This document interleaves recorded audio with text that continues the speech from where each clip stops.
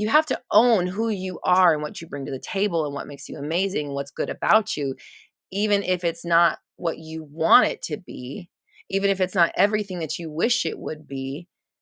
You still want to own what it is that you do have, because that energy is what makes you magnetic.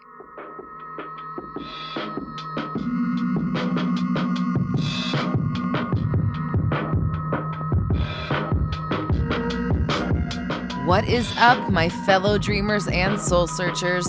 Welcome to the Roxy Talks Manifestation Podcast, your raw, unfiltered, and unapologetic source for all things manifestation related. I'm Roxy Lee, and for the last decade, I have been researching and developing my signature 360 method, which combines behavioral science, quantum physics, and the law of attraction to help you manifest a life beyond your wildest dreams. Visit RoxyTalks.com for more info. Now, let's get into it.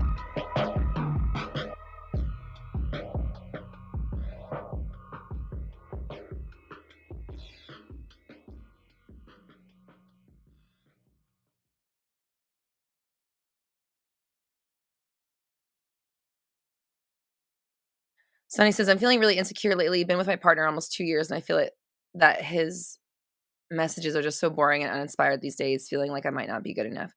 Well, if you think you're not good enough, he's definitely going to reflect that to you. So my advice to you is to start making yourself feel like the shit again. Or if you haven't before, how can you do that? Like, I'm kind of going through that myself. Like, I got like really lost in work and working from home. There's no like, I never leave, I never go anywhere. So it's like I'm trying to create a new life for myself and leave more and do things and dress differently, and not differently, but just more of like myself and more of like what makes me feel good to be me, I guess. You know what I mean? So, and then when you do that, and it's not just dressing, but like that's a place you can start, is like, how can I feel, how can I make myself on the outside look like I want to feel on the inside, right? Like starting with your outside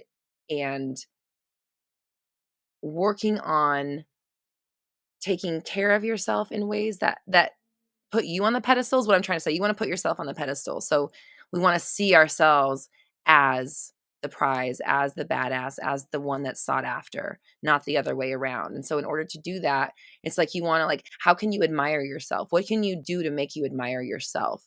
Taking the focus off of what they're not doing and putting it on what you could do to embrace and love yourself more.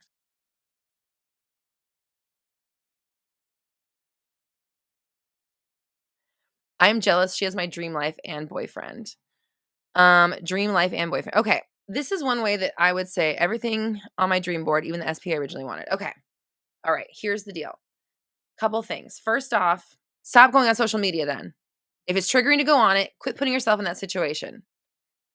Second, and quit looking at their shit. Take a break. You're not going to lose everything if you stop doing social media so much. Second, when the universe gives something you want to someone else, that's a good thing. It's showing you that it's possible. You manifested it. It's showing you abundance. It's showing you your power. And it's your cue to be like, mine's coming. They got theirs. Ooh, mine's next. If you take what you want showing up in someone else's life as meaning you don't get it now, guess what? You don't get it now. If you take what you want showing up as in someone else's life, meaning yours is coming now, guess what? Yours is coming now.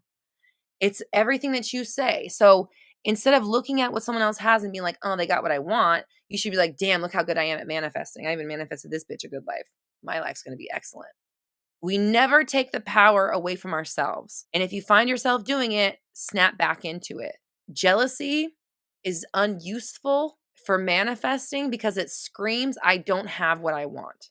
Jealousy can be useful in manifesting if you look at it and be like, ooh, guess who's getting that now? You know what I mean? Like when I see something with something I want, I'm like, ooh, guess who? Like earlier with the story about the pink sailboat, I didn't even know that existed. But guess what? Instead of being jealous that there was a hot pink sailboat that someone else had a boat and it was hot pink and they were out in the ocean, I was just out there on the sand. I was like, guess who's getting a fucking hot pink sailboat now? Me. So I would much rather exist in the reality where like I can't wait to find out how the fuck this sailboat comes into my life than like, I don't have a pink sailboat. I should have a boat now. You know what I mean? It's like it just doesn't work for manifesting. So it's not that it doesn't hurt. It's not that it doesn't suck. It's that if you wanted to change it, you need to change. You need to change the way you're looking at it, the way you're talking about it, the way you're acting about it. Pretend. It may still hurt, but you pretend like it's great, because if you act like, yeah, fuck yeah, I'm so happy for them because their relationship is incredible. If that's the SP she got, I cannot wait to see who mine is. Because of course it's going to be better. If that's the attitude you take, and not in a malicious way, but just so that you're not like, I wish that was mine.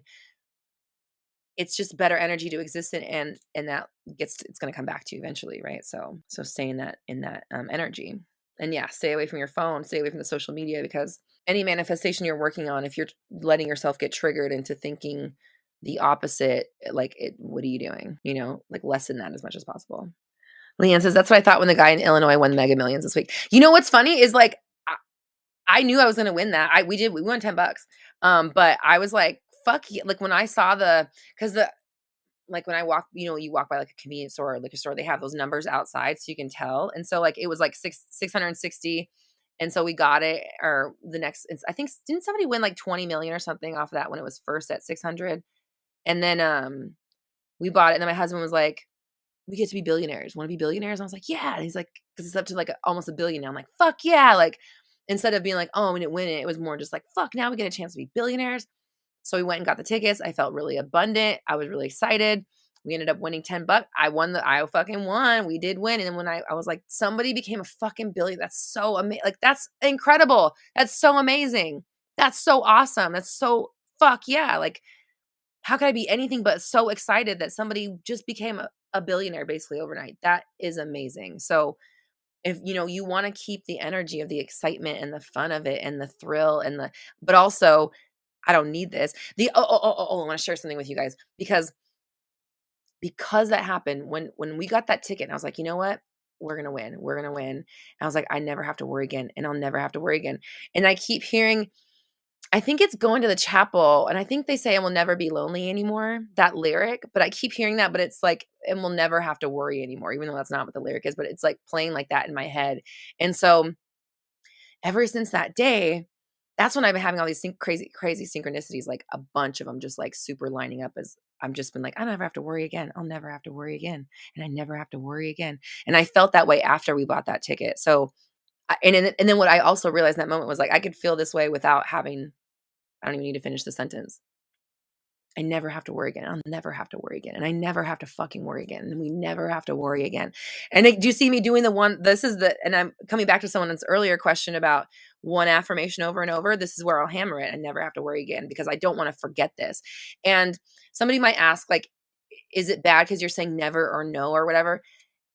In my opinion, I don't think so, because we talk like that all the time, and it's like the implication. We know the implication, right? So I never have to fucking worry again. I never have to fucking worry again.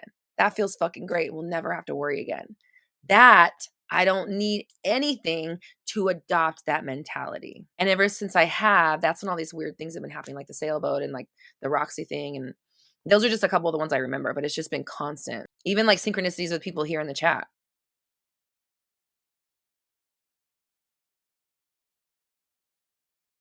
What I want everyone to do for your homework is 7 days visualizing your ideal self, your ideal reality, your home, the money, the job, whatever it is that you would be happy doing, or that signifies everything's working out for you, and go be in that. Go live in it. Go soak it up. Like literally go spend 15, 20, 30, 45 minutes, however many minutes, living in that house, working in that job, being with that person, but all of them, all the things, everything. 7 days of meditating on your ideal self. The point of this one is for you to get really comfortable seeing yourself in your ideal reality and seeing that it's a possibility, knowing that it's real, getting in the vibration of it, getting into the feelings of it, and being able to hold that image, because that's what you were saying was a problem, is being able to kind of see yourself there holding that image. So I want you to practice holding that image. Hold that image for 15 minutes at least every single day for the next week, and see what happens, and come back next week. I appreciate you. I love you.